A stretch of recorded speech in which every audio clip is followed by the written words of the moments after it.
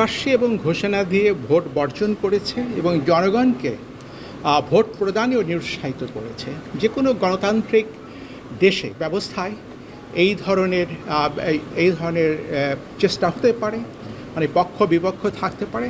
তো আমাদের ভোট নিয়ে কোনো সংকট নেই, সংকটটি হচ্ছে রাজনীতিতে।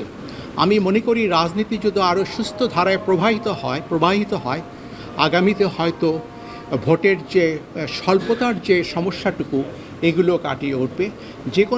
যে কোনো গণতান্ত্রিক দেশে যারা ভোটার তাদেরকে স্বশাসন বুঝতে হবে। স্বশাসনটা হচ্ছে নিজেই নিজেকে শাসন করবে তাদের নির্বাচিত প্রতিনিধিদের মাধ্যমে।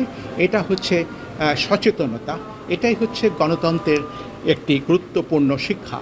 তো সেদিক থেকে আমরা আশা করি আগামীতে রাজনীতিতে যে সংকটটা রয়েছে সেটা অবশ্যই একটা সময় কাটিয়ে ওঠা যাবে এবং সুস্থ ধারায় দেশের সামগ্রিক রাজনীতি প্রবাহিত হবে, ভোটাররা উৎসাহিত হবে, ভোট আরও উৎসাহব্যঞ্জক পরিবেশে ভোটাররা ভোট কেন্দ্রে আসবেন।